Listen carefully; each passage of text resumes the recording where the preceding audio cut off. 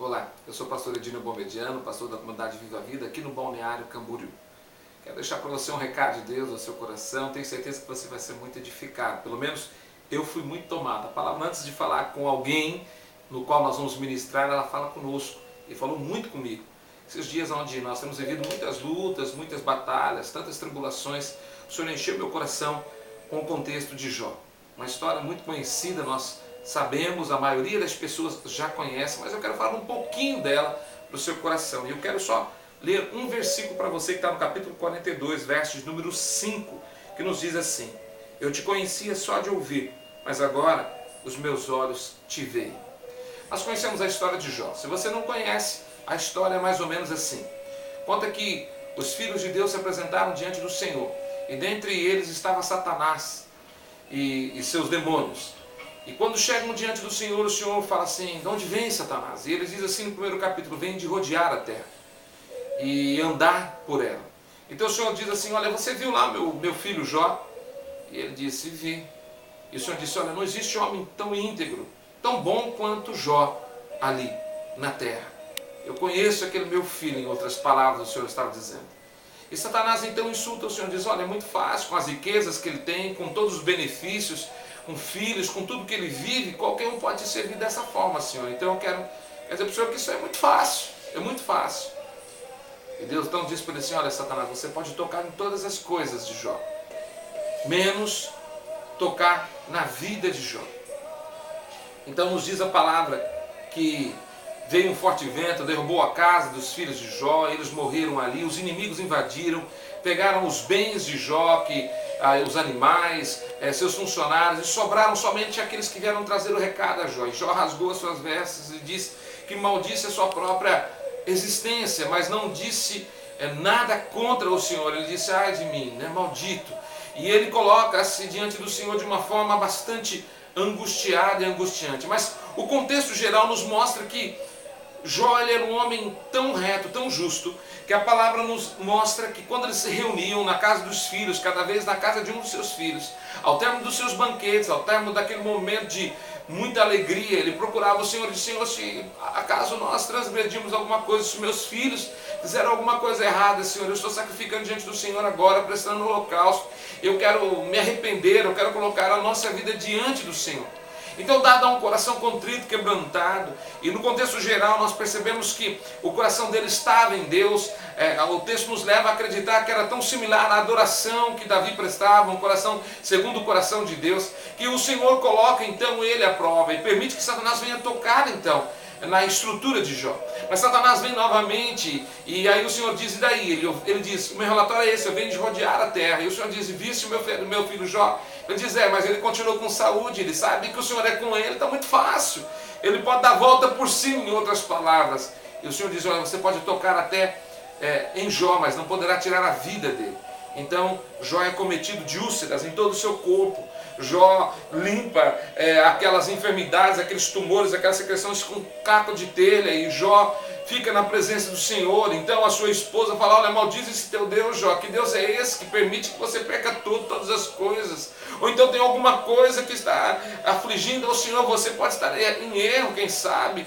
Então os amigos de Jó vêm para poder entrar nesse momento de pesar de Jó. Nos diz a palavra que ao descerem do seu carro, eles descem da carruagem e olham o Jó e mal o reconhecem, e ficam uma semana olhando para ele, e sequer abrem a boca, tamanho o choque que eles tomaram de ver aquele homem que estava irreconhecível pela pestilência. Mas esse homem, ele simplesmente tentava entender em Deus e maldizia aquilo que era de fato carnal, aquilo que desagradara ao Senhor. Lá no capítulo 14 ele fala: Senhor, que eu amo para que dele te lembre, Senhor. Olha, quanta planta, se o Senhor cortar os seus rebentos, ela vai poder brotar de novo, até o cheiro das águas, suas raízes poderão brotar, ó Pai. O homem, ele é como o vapor da água que sai, ali cai em outros lugares, ele é como o lago que se seca, ele é como a erva que seca e murcha, o vento sopra. O homem não é nada, do pó veio, ao pó voltará, porque é o homem, Senhor.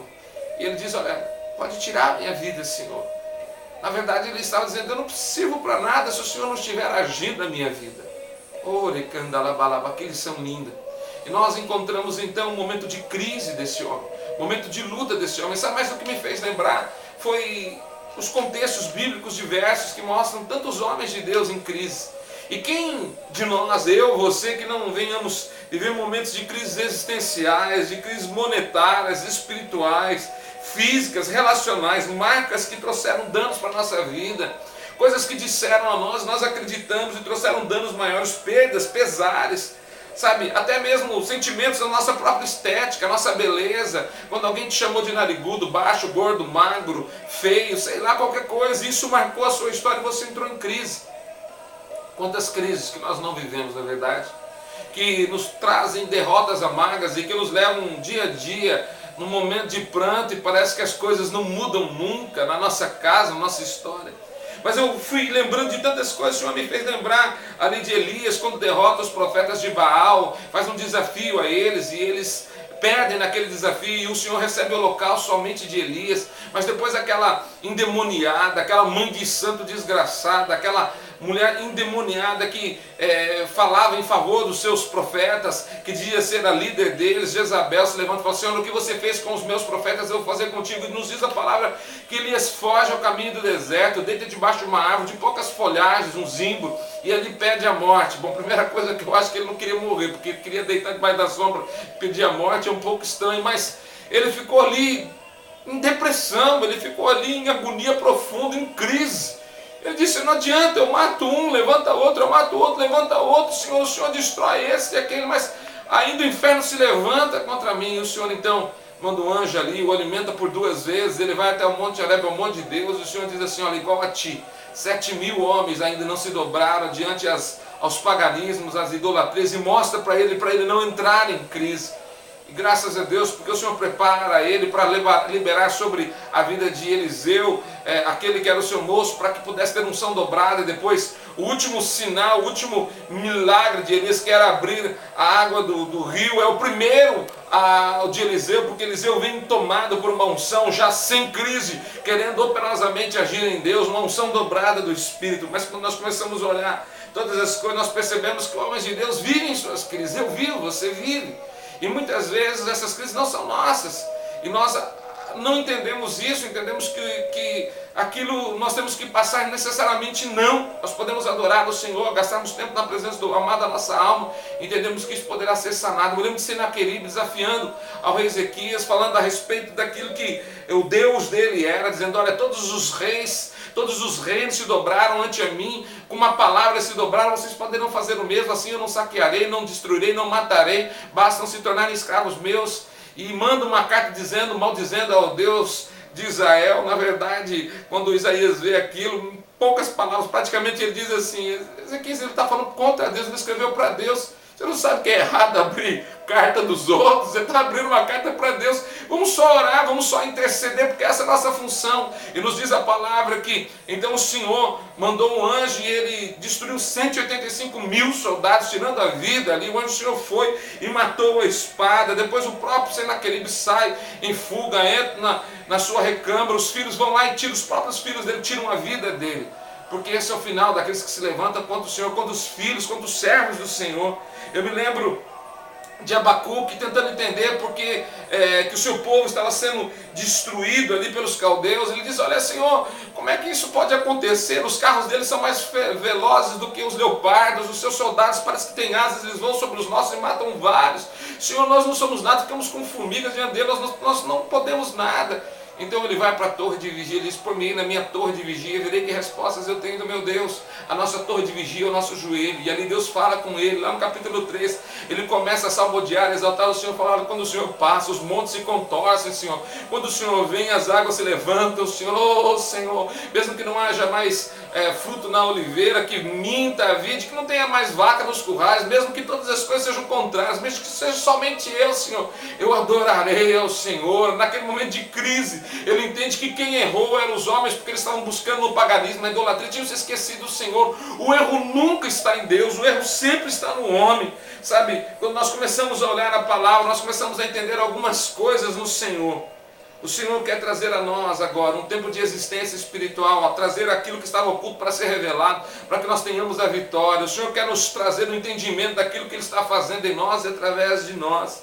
Josué assumiu a condição de liderar o povo que Moisés, nos diz a palavra, dirigia, que nunca existia um líder igual a ele. E o povo não olhava para Josué com o mesmo respeito que orava para Moisés. Sabe, o Senhor fala com Josué, então Josué vai lá no capítulo 3, santificai-vos, porque amanhã farei maravilhas no meio de vós.